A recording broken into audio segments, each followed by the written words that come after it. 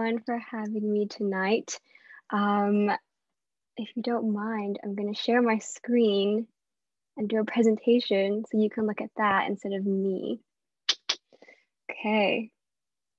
Yeah, so like they said, I'll be talking about mental health today. Not to be that person, but I hope you can see my screen all right. Yeah, I'm still getting used to the whole work from home thing, even though it's been like 11 months. But yeah, so today we're going to talk about mental health, and I'm just going to introduce myself a little bit.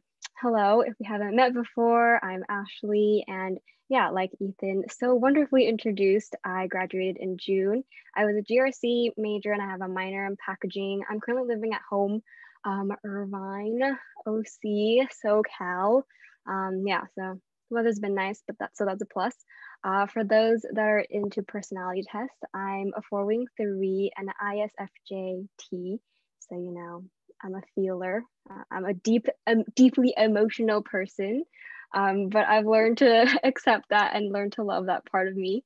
And some more facts about me. I love fries, ice cream, and bread, and I really like memes.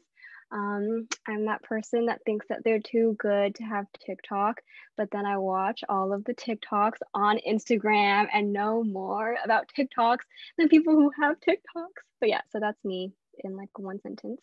I'm currently a full-time graphic designer by day, and by early morning and late in the night, I'm a social media intern for, like Ethan said, Asian Boss Girl, a podcast for the modern day Asian American woman. Big fan of Asian American representation, and really proud to be able to work alongside amazing people that are always supporting that. Yeah, that's me. Oh, pictures, I forgot. So here are some pictures from my time at Cal Poly, just to further prove that I'm not that old. You will probably recognize some of the faces here. Top left, if you don't follow Kita Cream Cafe, then you should. I love Sammy's ice cream with my entire heart and being, and I'm pretty sure it will be like a buffet line in heaven because it's so good. Bottom left is the CG that I was part of. This is a picture taken in our 3rd year. So it has everyone before the early grads left. And yeah, so that's a really nice picture of us in Laguna Lake before it flooded. Top right is a picture from my freshman year with my discipler, Clarissa, who I think may be on the call right now. Hello, Clarissa. And our discipleship tree. And if you're not being discipled, I would encourage you to look for a discipler and vice versa. If you're not discipling anyone, would highly recommend you pray about it, prayerfully consider it, because it is a wonderful opportunity to get to be poured into and to pour into other girls. I had the pleasure of discipling Nicole. Shout out, Nicole. Bottom right is one of my favorite Women's Times events from my 3rd year spring quarter, and that was my little discussion group. And yeah, so enough of that. Really quickly, I just want to read Psalm 13 before I get into my message for today, or not even message, just my talk for today. So I'm just going to read this straight through once. So Psalm 13, and this is the CSV version, and it goes, "How long, Lord? How will you forget me forever? How long will you hide your face from me? How long will I store up anxious concerns within me, agony in my mind every day? How long will my enemy dominate me? Consider me and answer, Lord my God, restore brightness to my eyes. Otherwise, I will sleep in death. My enemy will say, I have triumphed over him, and my foes will rejoice because I am shaken. But I have trusted in your faithful love. My heart will rejoice in your deliverance. I will sing to the Lord because he has treated me generously." And before I continue, I do want to give a trigger warning and say that I will be talking about my personal experiences with anxiety, depression, and suicidal ideations. So if at any point you feel uncomfortable, please feel free to step away, turn off your camera. If you need to like leave the call, there was a link drop for people that are offering prayer during this time. So yeah, your mental health is equally important, and please, set the boundaries that you need for whatever works best for you at the time. And let's get into it. So I'll be sharing, like I said, my personal experience with mental health a little bit. So story time. So in winter quarter of my second year of college, I had my first panic attack. My heart was beating so fast and I felt stuck. I physically was not able to move. It was very hard for me to talk. All I could do was shake my head yes or no, and I was shaking a lot, like literally like shaking. And my teeth were chattering, like you know when you watch cartoons and the people are cold and their teeth are like little. That was literally me, and I was hot and cold at the same time, and I couldn't stand properly or walk. I needed like a crutch to walk, or I was crutching on somebody to walk. I did not know what was happening, and I had no idea what I was supposed to do because it was completely new to me. I was just really confused as to why my body was physically reacting in this way to something that had happened. And after that first one, I Googled the symptoms as any millennial Gen Z would do. I started reading about like the difference between panic attacks and anxiety attacks. And here is a little list that I compiled from what I learned that first night. So a panic attack, like list on the left, is basically what I was experiencing. Just it's very sudden and extreme. Sometimes it just comes with no warning. You get like chest pains, you shake a lot, you're like trembling, and you feel like out of body experience. Like, yeah, you just can't control your body and it feels like you don't belong in yourself. And it's typically activated by your body's fight or flight response. An anxiety attack, on the other hand, is something that I personally don't think I've experienced, so I can't speak a lot on that. But from what I've read and researched on, it usually has a specific trigger, and it can gradually build up like throughout the day or even throughout like a whole week, a longer period of time, and it can lead to disturbed sleep, muscle tension, your heart is still racing all the time, you get like stomach knots. And yeah, since it's over a longer period of time, your worry and stress can intensify and can build up to be a lot more heavy than maybe a panic attack where it is shorter spurts. Sometimes they are really short when it comes to panic attacks on a personal experience. Yeah, sometimes they only last a few minutes, but there was one time where it lasted 3 hours and I was just laying on the floor and crying for 3 hours. So you never know what you're gonna get. For me, it's like a box of chocolates, like that saying, you never know what you're gonna get when it comes to that experience. And that's just me personally. But yeah, after the first one that I had, I started to grow more familiar with how to diagnose when I was about to have a panic attack, what my personal triggers have been, and how to keep myself grounded in hopes of it passing over at a faster rate.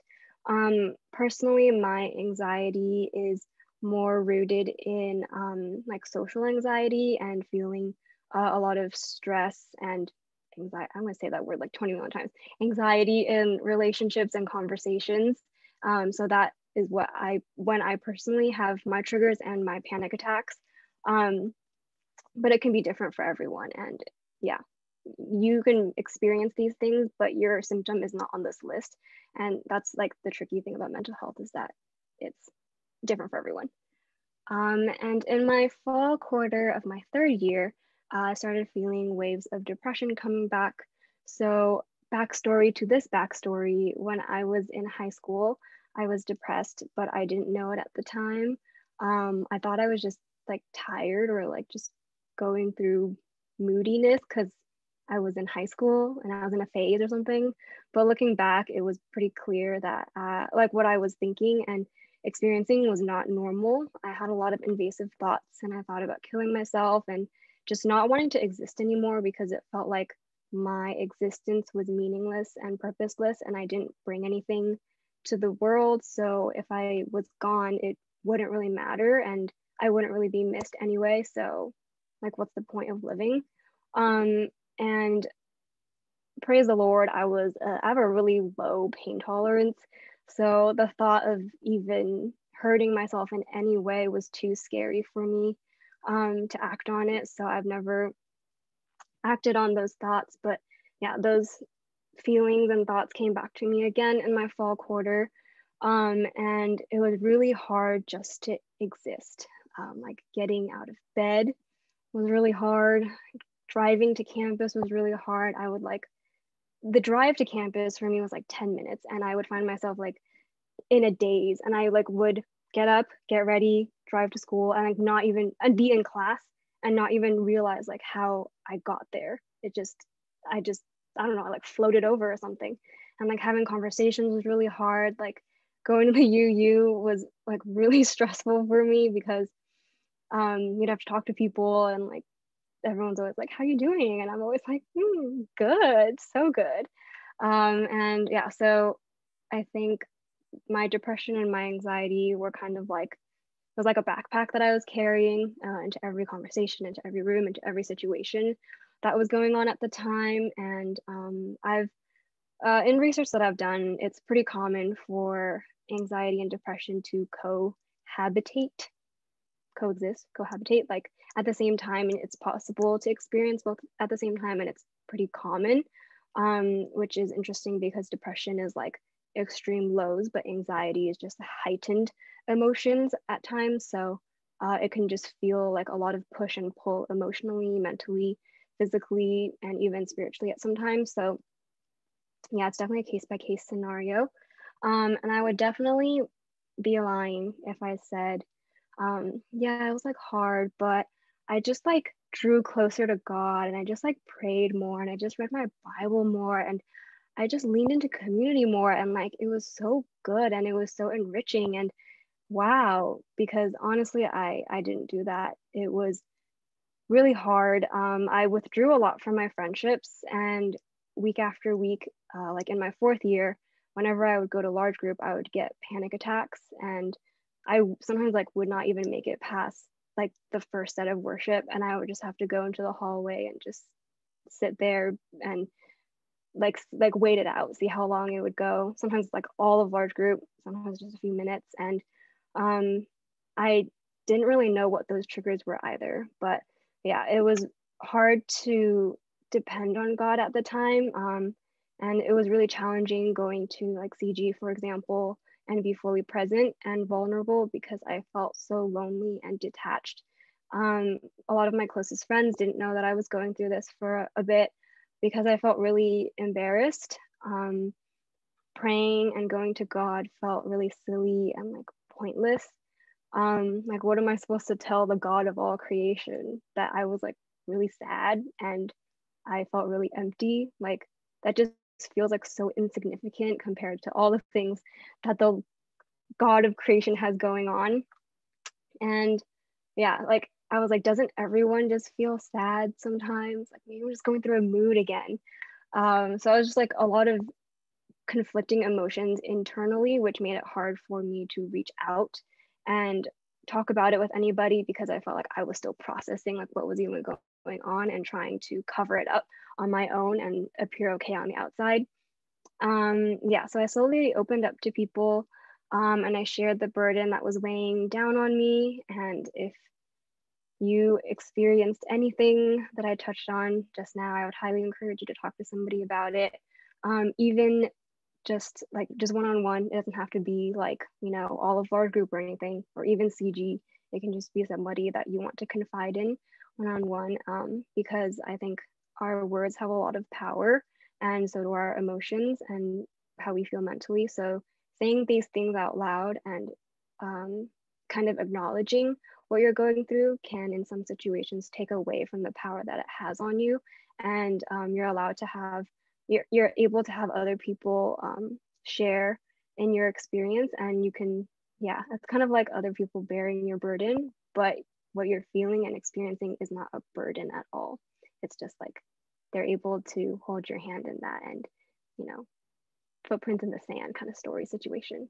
um, and yeah, I don't really know how to describe depression, but I found this graphic on it and I really liked it. It's by an artist called Mari Andrew.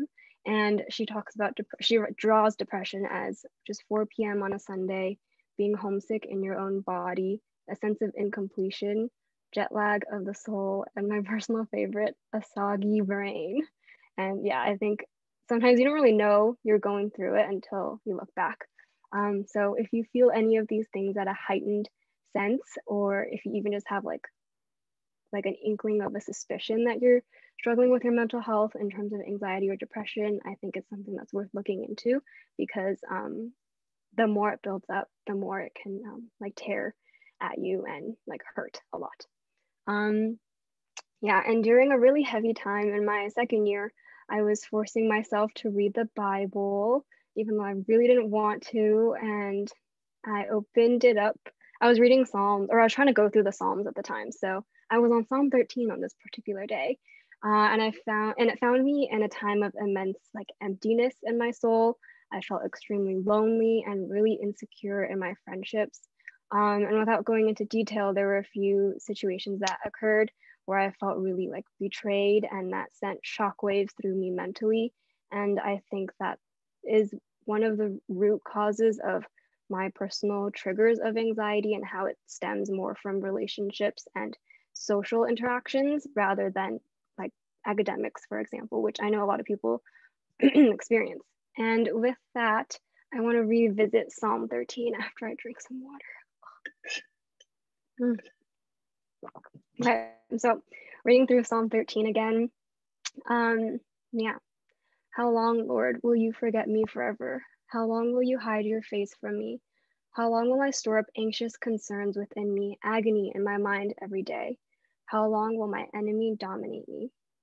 Consider me and answer, Lord my God. Restore brightness to my eyes, otherwise I will sleep in death. My enemy will say I have triumphed over him, and my foes will rejoice because I am shaken. But I trust in your faithful love, or I have trusted in your faithful love. My heart will rejoice in your deliverance. I will sing to the Lord because he has treated me generously.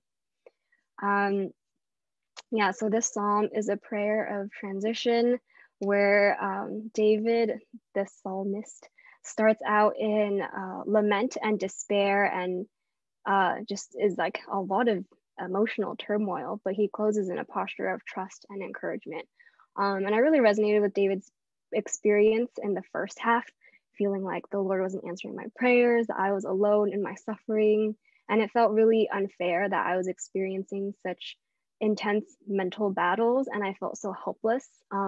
Yeah, like where was God when I had really intense panic attacks and I was in really dark places and thinking lots of really dark things and hating myself? Like, where was God in that? So I felt like kind of betrayed that he wasn't with me and that he wasn't listening to me. But in this psalm, I learned about like the faithfulness of the Lord, and that's why it was like it kind of attacked me when I read it that one day. I was given kind of a newer perspective on my situation. And yeah, I just want to share the 3 things that I learned. So one is we can cry out to the Lord.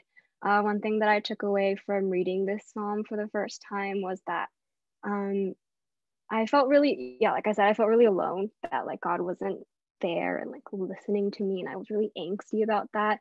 Just felt like he was like rejecting me. But I did recognize after reading this psalm that I also wasn't exactly going to God for anything either. Because all along he was there, like he was just chilling and wondering when I was gonna lean on him, because I was like trying to support myself through all of this. And yeah, so the first thing I learned is you can cry out to the Lord and he is listening, because he's like never not listening. So even in the moments where you feel really alone and you feel like you're the only one experiencing this, the Lord is always with you and waiting with you and sitting with you in those emotions and thoughts. And 2 is we can ask for help. So David says, like, consider me and answer, Lord my God, restore brightness to my eyes, otherwise I will sleep in death. Like really angsty and just like emo. Yeah, so he is like pleading in a way to the Lord, asking God, like, hello, like, do you see me? Like, help, can you answer me? And just, I think with the way that David was feeling, I felt really deeply in my soul. So I recognized that it was time for me to ask God for help and not rely on myself and even like worldly like responses to mental health. I think as Christians, we have a very unique perspective on things that we're already not of this world. So the way that we react and respond to things, sometimes the way of the world is not going to resolve it for us, because we ultimately need to like look to God for help. And the last thing is seeking the Lord. And this can look different for everybody. Personally, I think for me, the way I can seek the Lord is through worship. Worship can take the form of prayer. It can take the form of journaling, prayer. I think I already said that. And like singing, like prayer and worship can also be a really intimate way that you can connect with the Lord and continue to ask Him for help and lean onto Him and just be thankful for Him. Because in the end, God is always with us. I know it's a cliche, but it is true. And in trusting that there is deliverance, you're able to kind of get a glimpse of the light at the end of the tunnel. But I do also want to recognize that in the same way that God doesn't promise that we will, for example, a big example, get married, God also does not promise that the tribulations and the trials that we experience in our life will be taken away from us just by asking Him.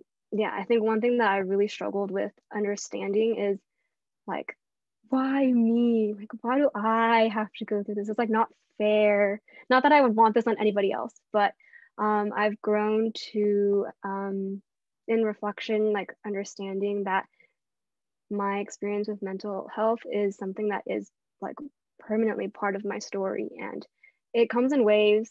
Sometimes it's, yeah, some days are better than others, obviously, but God has never promised me that He will take it away completely. And I can only entrust that in whatever situations that I'm experiencing, lower points in my mental health, that He will continue to deliver me out of it. And that it's part of my story. And this is something that is like part of my testimony. And I'm able to, for example, like this, like share with other people and yeah, in a way, build a sense of community around a shared experience, even if the experience feels so sucky and like unfortunate. And there's a quote from a book that I read a few years ago called Come Matter Here. And it stuck with me for the past few years. And the author says, when talking about her mental health, the author says, the devil is rejoicing right now and we will not let him have you. And this, yeah, stuck with me because I didn't really see, for a while I saw my mental health as kind of like God punishing me for things that I did in my life and my sin. But in hindsight, I think my perspective has now changed and I see it more as the devil is rejoicing in the deep like shame and sin and fear and just hurt that I experience. And that's the devil's doing. And at the end of the day, like, I'm not trying to let him win. His whole purpose is to come here to steal, kill, and destroy. So I'm not trying to be his prize or anything. So like, it's just a consistent battle mentally to, turn to the Lord and recognize that you have to lean on Him, and the devil will not have you, and we will not let him have you, and we will not let him rejoice in the pain that you're experiencing, and we will not let him take away from your self-worth and to make you feel bad about yourself and just feel like hatred towards yourself. Yeah, I think that this changed my perspective on things, and now I see it more as like a personal attack from Satan himself instead of God ignoring me. So yeah, in your suffering, in the depths of your dark thoughts, in your pain, the devil is rejoicing in that. So if you do experience that, I would recommend that you like reflect in that and go to the Lord with that. And we love a good action item. So today I'll be talking about Sabbath as well. But before I talk about this, I also want to share a little bit about my background and my relationship with work. During the times when my mental health was at its worst, I was also at the peak of my workaholicism. So my relationship with work is one that is very deep rooted. And it's even harder to manage now that I work, sleep, rest, have quiet time, attend church, catch up with friends, like all in the same room, like right here. I do all of that in my bed. So it's like the boundaries between working and resting have been extremely blurred in quarantine. And I will also not pretend that I fully understand what the stress and the anxiety and the hardness that comes with online classes that you as students may be experiencing right now, because I only did one quarter online and I don't really think that counts. So that was like when Cal Poly thought COVID would be gone after spring break. So no one was really trying. So I don't count that. But Yeah. I just want to recognize, I just want to recognize that um, there's this there's this blurriness and this constant need to be on all the time in your online classes, whether they're synchronous or asynchronous, and all those discussion boards where you have to like respond to like 4 people and like tell them you agree with everything they said. Like there's just so much pressure as students to just constantly put your best foot forward and to be like, you're like an octopus. Like you literally have hands on so many things at one time. And it's extremely, extremely tiring from what I've heard from friends and siblings. And I personally last spring had experience of just like a lot of stress of like, is that due today? Like, am I supposed to be watching this online or is it like recorded? Like the professor literally didn't explain this. Like, how am I supposed to, what's due today kind of thing? And I'm sure you guys can relate to that and have even more worse situations than what I've experienced since you've been online for like 3 quarters now. And recognizing that many students are living at home again. Some have moved back home after just being in college for a year or maybe 3 years. Some have transitioned straight from high school right to college in the same childhood bedroom. And it's really tough. You're experiencing a global pandemic and being a student and trying to take care of your mental health and your parents. We love our parents. And you're trying to keep your friendships going. And it's just a lot to juggle at one time. And living at home can bring so many tense situations at times, especially when family dynamics are far from perfect. Personally, I've struggled with finding a balance with my family. Now that I've graduated, I'm living at home. I like to think that I'm matured in college. And let's be honest, nobody enjoys their parents nagging at them to sleep earlier or to eat more fruit or to work out because you're getting fat in quarantine. And it's just, you have a lot on your plate, is what I'm trying to say.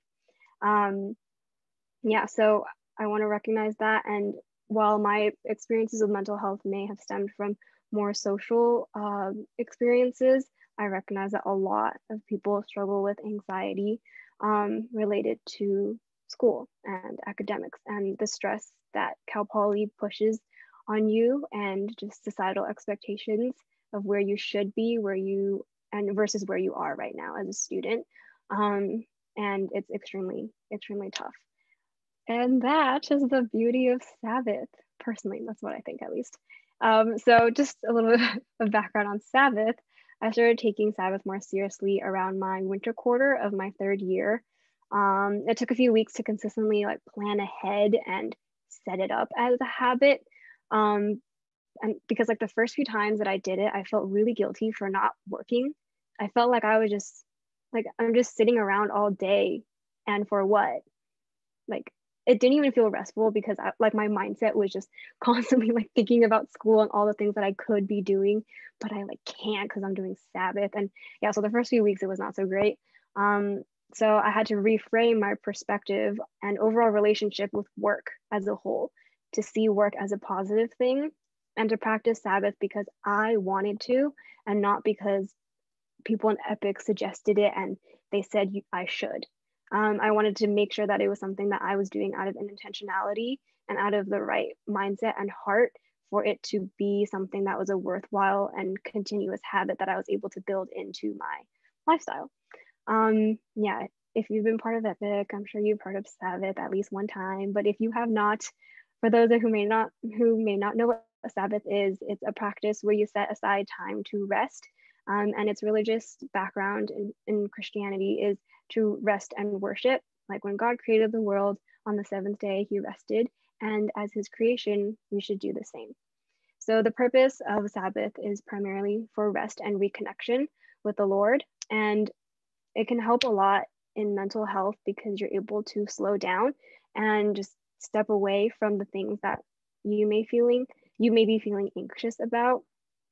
And it gives you an opportunity and an intentional block of time to be able to recenter and to, yeah, spend time with the Lord, especially when things are pretty busy during the week. You can, or typically Sabbath's not weekends. You can do it during the week if you want. Props to you if you do it during the week. But yeah, so during the weekends, one day of the weekend, you can practice Sabbath and have that time to be with the Lord for however long you want.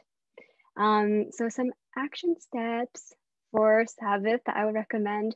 It can definitely feel daunting to do an entire day of not doing any work. So I would recommend that you start small. If you're doing it for the first time, maybe you can start from Friday at 6 p.m. to Saturday at noon. And during that time, you don't do any work and you don't do anything related to school. And you spend that time resting and yeah, reconnecting with the Lord, doing quiet time, like going outside for a walk and praying or something, or even like half days. There are definitely busier weekends where it feels very hard to schedule an entire day of Sabbath, like for my, seasoned people, those weekends when you have MAP and WAP and it's like, you don't have time to even think about school, let alone resting. So those days you can do like a half day of Sabbath, and it's just making sure that you at least are thinking about it and you have that intention to do it. And I also want to challenge you to consider what actually feels restful. So some things to consider, like personally as an introvert, I love one-on-ones. I love them. And I always come out of them like, wow, this conversation was so good. Like, I'm so glad I got to talk to this new person or catch up with a friend that I haven't talked to in a few weeks. But I also feel like pretty drained after them. And then after that, I just can't, I need to like lay down for like 3 to 5 business days. When I first started doing Sabbath, or when I was like entertaining the thought of Sabbath, I was going on one-on-ones over the weekend, and there was one day that I had 3 in one day. It was a breakfast, lunch, and dinner kind of situation all day. And my discipler was like, is that restful for you? Like, is that actually bringing you rest? Because you seem kind of tired still. Like, it's like more draining than it is life-giving. So I would challenge you to consider what's actually restful for you. Consider spending time alone to recharge, going on walks if you are indoors like for the entire day and the week, work from home, and thinking about big social events as well. As an introvert, they can tend to be not so restful, even though it's very exciting. Like if you have game nights with your class or something, like, yeah, I obviously want to attend, but I literally feel like a pancake after it. And now I just feel like I can't do anything. So consider that. There are times when there's like prayer and worship, and I'm like, yes, Sabbath, so good. Like these two just go hand in hand to get to do prayer and worship with community, but also having time to reflect and to have time to rest centered around that event. Yeah. Oh, yes, resources. So I came across this master list done by an Instagram user called The Burnout Brain, where she listed out supportive responses that you can give when someone tells you that they struggle with their mental health. It was like 8 slides, and I couldn't fit that all in one screen, so I just typed it out. So I would encourage you to screenshot this, whether you struggle with your mental health or not, because if this conversation ever comes up with anybody that you're friends with, recognizing that it takes a lot of courage and it's an extremely vulnerable thing to be sharing how you're feeling mentally and just like the intricacies that come with it. So that person is really trusting you with their experience. So it does help when you have a good response for it and you don't just say, oh, just be happier if you're depressed. So this is a list of some really good points that this account has made. So yeah, I personally really like it. I'm going to move on though, so I hope you screenshotted. And some resources of books. I mentioned earlier Come Matter Here by Hannah Brencher. I personally really like this. It's talking about like how you can stay, like how you, even though in this digital age we feel so like connected, sometimes you still feel really alone and isolated, and struggle with your mental health. So I felt like this was a really good resource, and I was like highlighting every single sentence like a crazy person. But yeah, I really like that book. And another one by the legendary John Mark Comer. This is called My Name is Hope, and he talks about anxiety, depression, and just like how you can, his experience with it, and what he's learned from that, and just like some biblical background as well. And if you struggle with your relationship with work, two other books written by John Mark Comer that I have been recommended and recommend are The Ruthless Elimination of Hurry and Garden City. Yeah, I see a lot of people nodding. A lot of epic people like John Mark Comer. So definitely recommend that you check those books out. And another one is a sermon by Fellowship Church talking about God in our wilderness. I personally really resonated with this one in my angsty situation when I felt like God was ignoring me and wasn't listening to me. I felt like I was in my wilderness and God wasn't there, but He is. So I really like this sermon. And yeah, if you have any other recommendations, drop it in the comments below in the chat box thing on Zoom so we can share resources with everyone. And yeah, thank you everybody for coming today and sitting through my TED Talk. If you have any questions or you want to talk, you can private message me on Zoom, or you can text me, Facebook message me, DM me, add me on LinkedIn, you know, all of those plugs. I didn't put them on here, but I'm sure you can find me. So yeah, if you ever want to talk, I'm available and more than willing to. There are some discussion questions that I have, beep, but your discussion group leaders will go over that with you when we break off into discussion groups. So with that, I will be closing this time in prayer. So if we can all just bow our heads together and close our eyes virtually. Yeah. Dear Heavenly Father, thank you that there are 57 people in this call that have come to large group today and more. You know, there are people that are on the same call, but there's multiple people in the room. And just thank you for this opportunity to be able to share of my personal experience. And I hope that it, you know, resonated with at least one person, at least a little bit. Because if it did, then I feel like I did my job as your vessel. And I just pray over Epic as a community for the people that are here and the people that aren't.